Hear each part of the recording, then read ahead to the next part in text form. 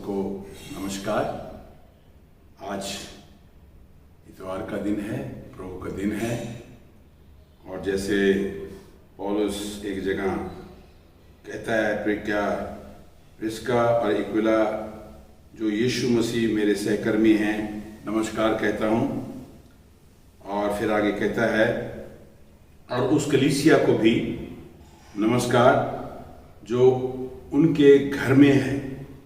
मेरे प्रिय इपैफ्रुदीतुस को जो मसीह के लिए आसिया का पहला फल है, नमस्कार। यहाँ पर घर की कलीसिया को ग्रीटिंग, और उस जो परमेश्वर का दास है कह रहा है कि मैं भी आपको, आप जो घर में हैं, घर की कलीसिया हैं, आपको प्रभु यीशु मसीह में नमस्कार करता हूँ, स्वागत करता हूँ। और जैसा कि मालूम है कि लॉकडाउन कोविड का होने के कारण अक्सर कलीसियाएं, जो कलीसिया का मतलब बिल्डिंग, चर्च बिल्डिंग बंद है। कलीसिया तो बिल्डिंग नहीं होती, चर्च तो बिल्डिंग नहीं होती, चर्च कलीसिया की आराधनालय हो कहते हैं हम उसको। सो आराधनालय बंद है, लेकिन घर का आराधनालय बंद नहीं है। हालेलुया। सो जैसा कि इन दिनों में हम चिंतन कर रहे हैं जगत के अंत के बारे में, और जगत का अंत का समय अभी टाइम है, समय बाकी है। जब चेलों ने प्रभु से पूछा था, प्रभु जगत का अंत का आपके आने का क्या चिन्ह है, तो प्रभु ने बहुत सारे प्रमाण, बहुत सारे उदाहरण दे दे के समझाया था कि अंत के दिनों में कैसा हालात होंगे, और पारिवारिक, सामाजिक, राजनीतिक और प्राकृतिक स्थिति हालात कैसे होंगे जो आज हो रहा है।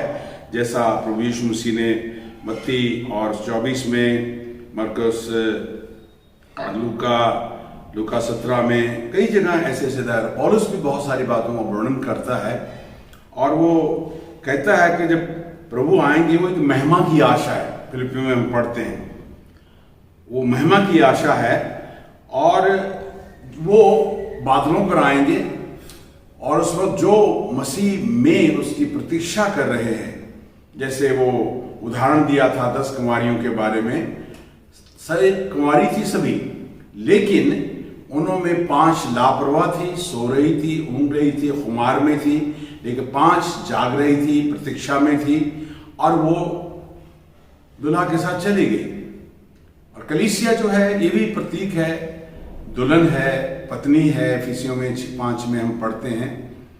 और उसको लेने के लिए आएंगे कि कैसे आकाश में शब्द होगा, परमेश्वर का शब्द होगा, प्रधान दूत का शब्द होगा, जो मसीह यीशु में पाकर सो गए हैं, हम मरना नहीं बोलते, या मर गए हैं या सो गए हैं, वो पहले नाशवान अविनाशी हालत में जी उठेंगे।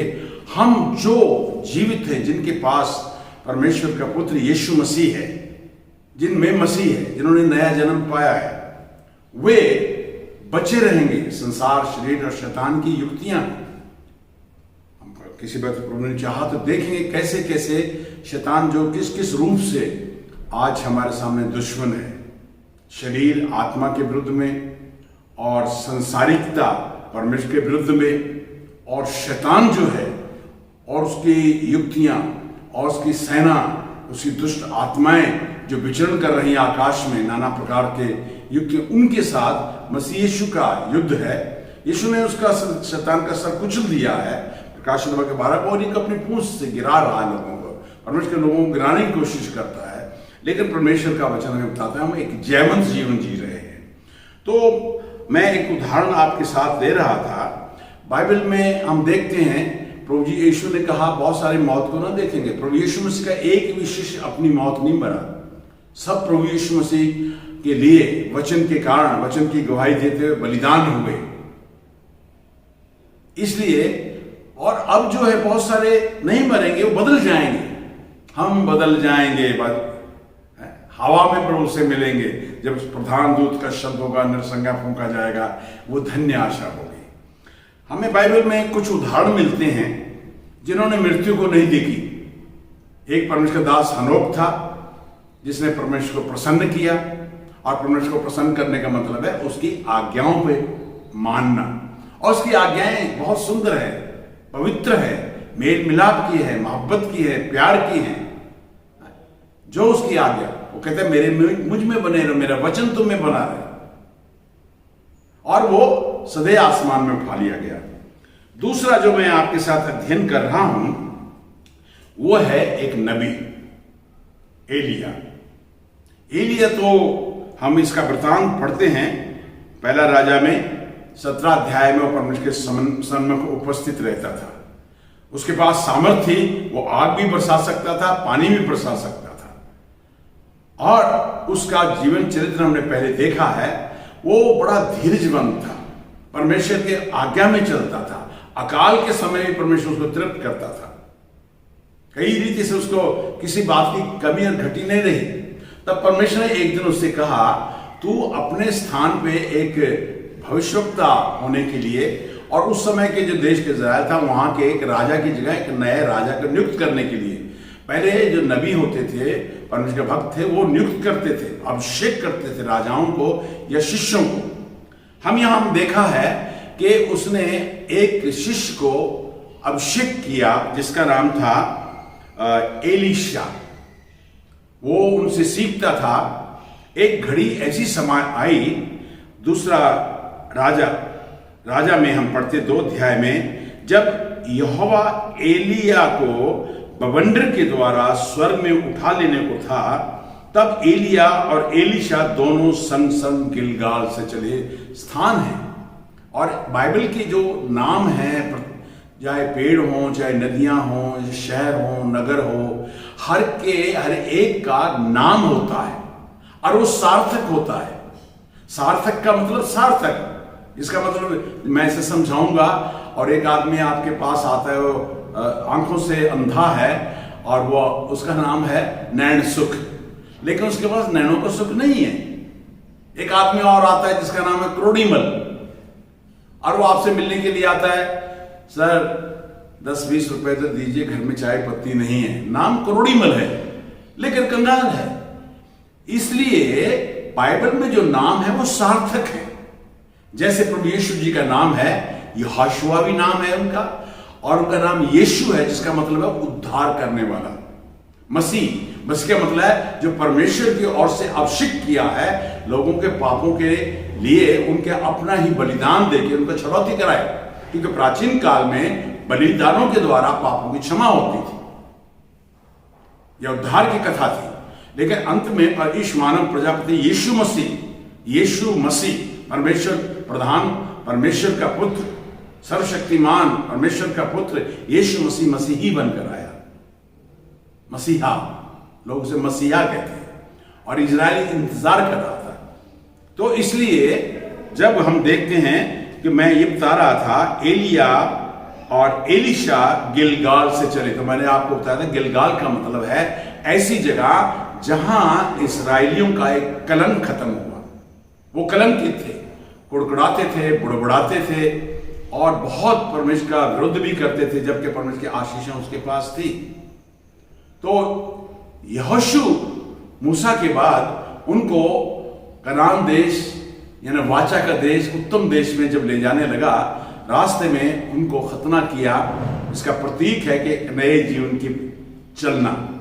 तो गिलगाल से चलकर वो बेतेल में आते हैं, और गिलगाल प्रतीक है यीशु मसीह के क्रूस के ऊपर हमारे पापों का कलंक हटा देना, पवित्र कर देना। उसका लहू हमें पवित्र करता है। फिर हम देखते हैं कि बेतेल का मतलब है परमेश्वर के दर्शन का स्थान, संगति का स्थान, परमेश्वर के भवन का स्थान, जहां परमेश्वर दर्शन देता है, जहां बातचीत करता है, आशीष देता है, जहां जैसे हम परमेश्वर के घर में संगति करने के लिए जाते हैं, मिलने का स्थान, परमेश्वर के मिलने का स्थान। दूसरा, पिछले इतवार को मैंने बताया था कि वो एलिया ने एलीशा से कहा, मैं जा रहा हूं यरीहो एक नगर था जिसको यहोशुआ ने जीता था, और उसके लिए कहा गया था अगर इस नगर को फिर कोई बसाएगा तो श्रापित है। दूसरे शब्दों में वो श्रापित नगर था। बाइबल हमें बताती है पृथ्वी श्रापित है, इंसान श्रापित है, पाप के कारण, अधर्म के कारण, पाप और अधर्म कुकर्मों के कारण, अधर्म, इन सब के टाइटल जो नाम धराई है, इसको मिटाने के बाद इस जगह के ऊपर प्रभु की इच्छा थी कि वो उसको भेजे एलिया को। तो एलीशा से कहा था कि मैं भी साथ चलूंगा। तो हमने देखा था पिछले इतवार को, यरीहो का मतलब है श्रापित जगह, जहां जाना है। हमने कुछ उदाहरण देखे थे न्यू टेस्टमेंट में। प्रभु यीशु मसीह यरीहो के एक जगह आता है, जगह अंधा है वो ठीक किया जाता है। वहां एक जकई नाम है, रिश्वतखोर इंसान है, लेकिन उसको घर में उद्धार आता है क्योंकि वो अपने पापों से पछताव करता है। वो भी यरीहो में है। और फिर हमने देखा कि एक घायल आदमी है जिसको लूट लिया, किसी ने उसकी तरफ ध्यान ना दिया, ना किसी धर्मगुरु ने या ना किसी उपदेशक ने, ना धर्म कर्म करने वाले ने, लेकिन एक नेक सामरी ने आकर उसके ऊपर तरस खाया और उसको मलहम पट्टी की और उस सराय में ले आया और उसका कुछ खर्चा दिया, बोले इसकी देखभाल करना, मैं आऊंगा, वो तुम्हारा खर्च दो। ये भी हमारे लिए एक उदाहरण है, लोगों की दुखी, घायल, बीमार, रोगी, लुटे हुए, उनका देखभाल करना, उनकी मलहम पट्टी करना, आत्मिक, मानसिक और शारीरिक दृष्टि से उनकी देखभाल करना। अब तीसरा पड़ाव है, तो उस समय क्या था कि वहां बहुत सारे नबी थे, भविष्यवक्ता थे, वो सीख रहे थे परमेश्वर के ज्ञान के बारे में। तो उनको मालूम था कि एलिया तो उठाए जाने वाला है। देखो, आज भी सबको मालूम है, बाइबल को जानने वाले, कि मसीह यीशु का आने वाला बहुत निकट दिन है, जिसे रैप्चर बोलते हैं। फिर भी लोग तैयारी नहीं कर रहे। लेकिन यहां दो जनों को हम देखते हैं, एलिया एलीशा को सिखा रहा है कि मेरी यात्रा कैसे, देखो मैं गिलगाल से, जहां नाम धराई का, तो देखो बेतेल में, परमेश्वर के भवन में, यह अनुभव है। तीसरी बात, सेवा का स्थान पे। चौथी बात हम ये देखते हैं, एलिया ने ऐसे कहा, फिर छठे पद में हम पढ़ते हैं, फिर एलिया ने उससे कहा, परमेश्वर यहोवा मुझे यरदन तक भेजता है, तू यहीं ठहरा रह। उसने कहा, यहोवा के और तेरे जीवन की शपथ, मैं तुझे छोड़ने का नहीं। और भविष्यवक्ताओं के चेलों में से 50 जन जाकर सामने दूर खड़े हुए देख रहे थे कि वो यरदन के तीर पर खड़े हैं। बहुत सारे लोग अभी किनारे पर खड़े हैं, यरदन के किनारे पर खड़े हैं, जबकि एलिया, एलीशा दोनों यरदन के पार जाते हैं। जब वो यरदन के पार जाते हैं, तब हम देखते हैं कि एलिया को परमेश्वर ने चलते चलते बातें कर ही रहे थे कि अचानक अग्नि में रथ, अग्नि में घोड़े, उनको अलग किया दोनों को, और एलिया बवंडर के में होकर स्वर्ग पर उठा लिया गया। मेरे प्रियो, ये एक इशारा है, चिन्ह है परमेश्वर के लोगों के लिए, जिनका उद्धार हुआ है, जिन्होंने नया जन्म पाया है, जो पवित्रता से निष्कलंक जीवन जी रहे हैं, परमेश्वर की बाट जो रहे हैं, पवित्रता से रह रहे हैं, वो आसमान में उठाए जाएंगे। उसके बाद तो दुनिया में बहुत महाकलेश आएगा और उसके बाद एक नया युग शुरू होगा। वो युग खत्म होगा, वो दुष्टता का युग होगा, एंटी क्राइस्ट होगा, बीस्ट होगा और झूठा भविष्यवक्ता होगा। अब ये समय नहीं इन बातों की, वो हमारा सब्जेक्ट नहीं है, लेकिन आज चेतावनी है। अगर उस जब मैंने रह गए तो याद रखिए, बहुत भयंकर हालात होगी, प्रकृति की हालत होगी, युद्धों की बात होंगी और अग्नि आकाश से गिरेगी। और ऐसे समय से पहले ही प्रभु आसमान में उठा लेगा अपने लोगों को। फिर उसके बाद एक लंबा समय, फिर जगत का अंत आएगा। यहां हम देखते हैं कि एलिया, एलीशा का जो हमारा तीसरा पड़ाव है, यरदन के पार जाना। यरदन हमें बताता है अलग होने का स्थान। अगर जॉर्डन से जाएं, वहां अलग होते हैं, तो यरूशलेम की तरफ हम चले जाते हैं। लेकिन यह प्रतीक है, यरदन बताता है एक नदी है यरदन, और उस यरदन को पार करना है, अलग होना है। इजराइल लोग जब यहोशू की अगुवाई में आए और यरीहो को जीतने के बाद वो यरदन पार हो जाते हैं, वाचा के देश में पहुंच जाते हैं, उत्तम देश में पहुंच जाते हैं। तो इसी प्रकार से यरदन अलग करता है। नए नियम में हम देखते हैं प्रभु यीशु मसीह, मत्ती रचित 3 अध्याय 13 से 17 में पढ़ते हैं, प्रभु यीशु मसीह यूहन्ना बपतिस्मा देने वाले के पास आते हैं और वो बपतिस्मा देता था, पानी का जल संस्कार कराता था, डुबोता था, बाहर निकाल देता था, जो ये प्रतीक था पापों के लिए मर जाना और नए जीवन के लिए जी उठना। प्रभु यीशु मसीह उनके पास आते हैं तो उसने कहा, तू तो तेरे हाथ से मुझे बपतिस्मा लेना, तू मेरे पास क्यों आया? उसने कहा, परमेश्वर की व्यवस्था है, परमेश्वर की धार्मिकता है, तो मैं ऐसा ही करना होगा। और प्रभु यीशु जी यरदन नदी में यूहन्ना से बपतिस्मा लेकर पानी में से निकलकर बाहर आए। बपतिस्मा का मतलब है डूबना, मरना, ये नहीं कि मर जाएंगे, पुराने जीवन से अलग हो जाना। ये यीशु मसीह को जरूरत नहीं थी, लेकिन वो इस बात को दर्शा रहे थे, मैं पापियों के लिए उनके पापों के बदले मरूंगा और फिर जी उठूंगा। जब वो पानी में से ऊपर आते हैं, आकाश खुल जाता है और आकाशवाणी होती है, ये मेरा प्रिय पुत्र है जिसमें अत्यंत प्रसन्न हूं। परमेश्वर की इच्छा पूरी करना परमेश्वर की प्रसन्नता है। जब हम सेवा करते हैं परमेश्वर की इच्छा से, तो परमेश्वर प्रसन्न होते हैं। हम देखते हैं बपतिस्मा प्रभु यीशु मसीह ने आज्ञा दी अपने शिष्यों को स्वर्ग में जाने से पहले। उसने कहा, तुम जाकर सारी जगत के लोगों को सुसमाचार प्रचार करो, उनको शिष्य बनाओ, परमेश्वर के शिष्य, डिसिप्लिन में रहना सिखाओ, ताकि वो जगत के लिए शांति का संदेश ले जा सके, पुराने जीवन से बदलकर एक नया जीवन जी सके। ये क्यों बपतिस्मा? प्रभु यीशु ने कहा, जो विश्वास, कौन बपतिस्मा ले? जो विश्वास करे।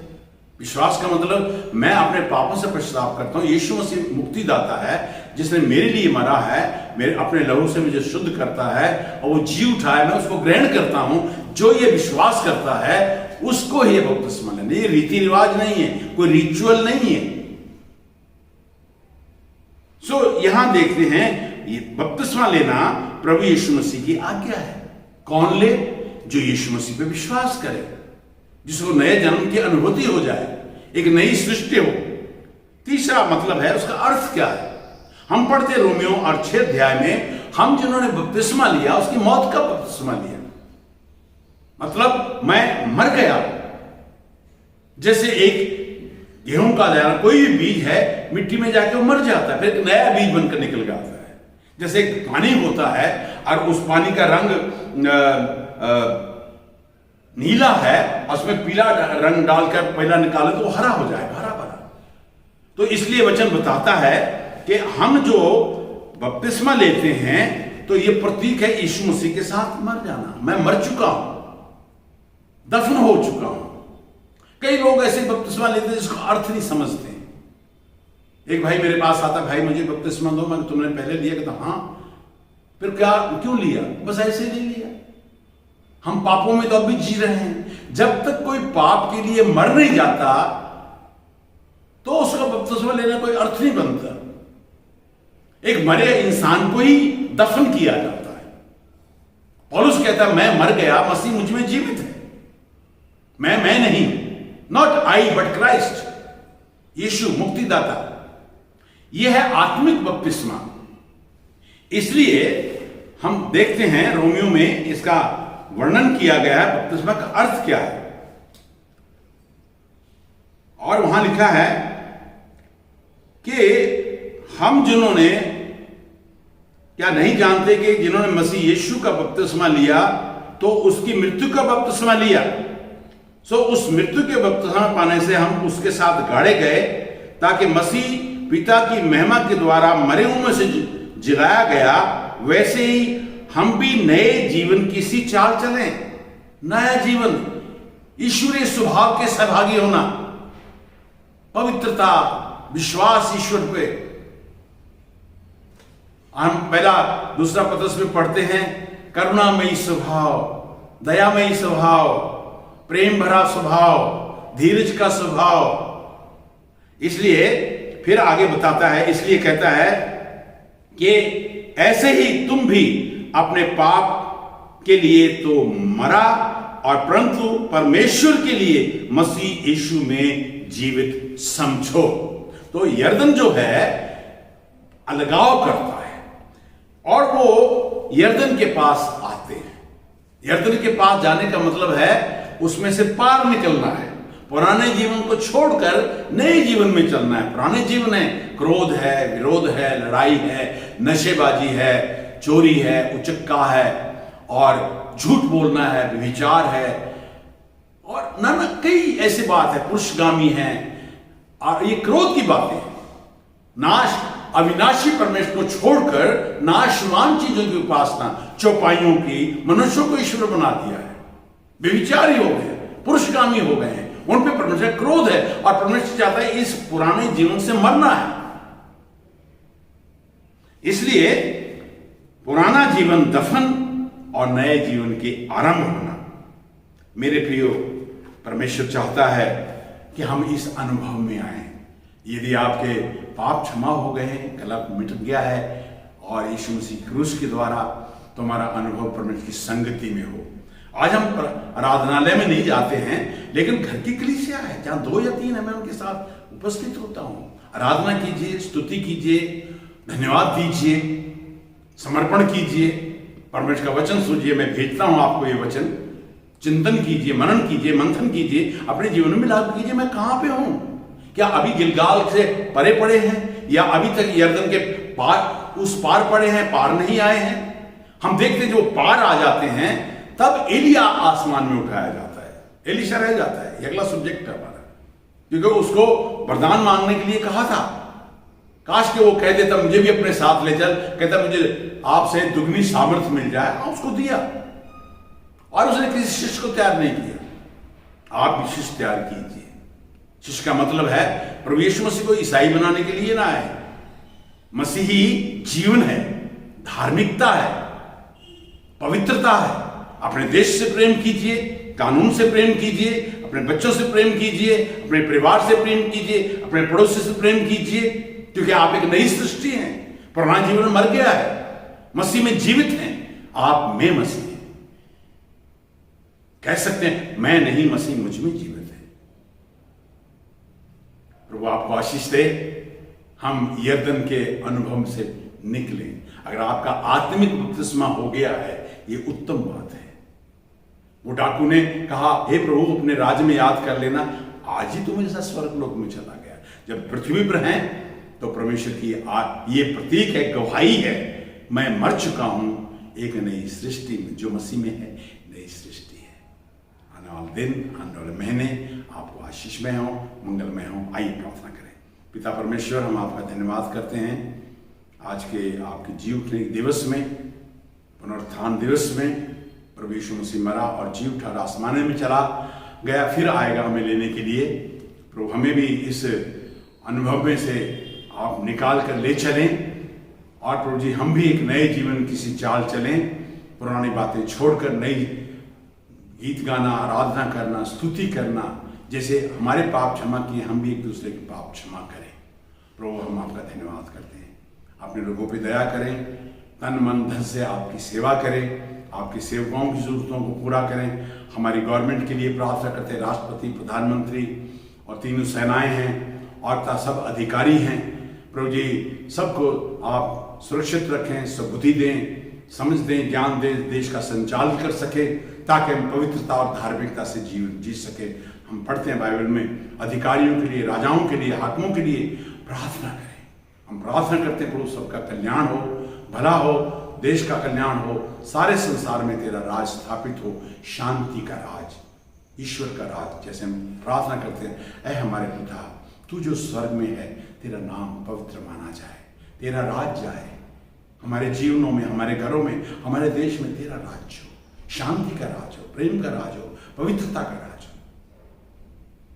प्रतिदिन की रोटी हमें दे, तेरे वचन की रोटी हमें दे, और हमारी आवश्यकताओं को पूरा करें, क्यों आप उपाय करने वाले परमेश्वर, आप एल सदाई हैं, भरपूरी के दाता हैं। हालेलुया। पिता हमें पाप क्षमा, हमें दूसरों को पाप क्षमा करने का स्वभाव दे, जैसे हम पाप क्षमा करते हैं तू भी हमें क्षमा कर, और आदर, महिमा, सम्मान आपको मिले। हमारे उद्धारकर्ता प्रभु यीशु मसीह के ऊंचे श्रेष्ठ नाम के द्वारा से, आमीन। हमारे पिता परमेश्वर का प्रेम, प्रभु यीशु मसीह का अनुग्रह, पवित्र आत्मा की सहभागिता, पुनरुत्थान की सामर्थ हम में और तमाम उद्धार पाए विश्वासी बहन भाइयों में अब से लेकर सदा बनी रहे। प्रभु आपको आशीष दे।